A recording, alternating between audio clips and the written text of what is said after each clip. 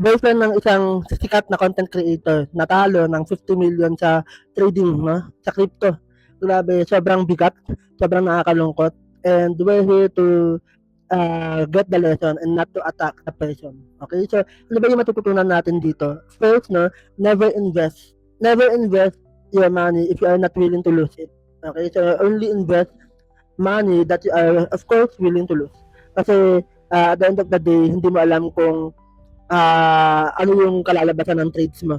So, may mga times talaga na maganda yung market, nakikisama sa'yo, nananalo ka, pero hindi palaging ganun. May mga instances din talaga na kahit maganda yung setup mo, natatalo pa rin. Okay? Even professional traders, talagang dumadaan sa ganyan. Nararanasan nila yan na kahit maganda yung setup nila, natatalo sila. Sa pangalawa, of course, use proper risk management. Kasi kahit gano'n pa aganda yung strategy mo, kahit gano'n pa ikaw ka-confident, eventually, kayang-kaya kang balagbagin ng market. Eventually, kayang-kaya kang matalo. Lalo na kapag mga big institutions na yung mga nagpaandar. Okay, so kasi kahit nasa crypto ka, stocks or forex, there are times na big banks na yung gumagawa and as retail traders, wala tayong magagawa doon. And last but not the least, no, hindi importante kung gaano ka katalino or gaano ka dami yung alam mo na strategy. Hindi sinusukat kung ilang beses ka nananalo.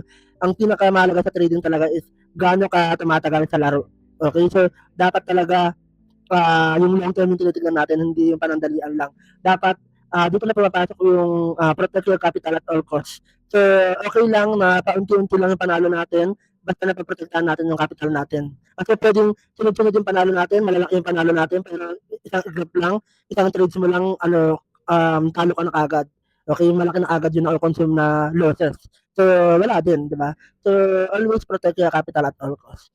And sa mga dumadaan sa ganitong stages ng mga traders, kung trader ka at dumadaan ka sa ganitong klase ng sitwasyon na sobrang devastated ka na kasi ang dami nang nawalang pera sa'yo, kapit lang, okay? So, kapit lang, pag-aralan mo mabuti yung strategy mo, and of course, no, siyempre, kailangan mo pa rin ng another source of income. Huwag mo munang gawing bread and butter ang trading kung hindi mo pa nagagamay kung paano siya gagawin. Yun lang.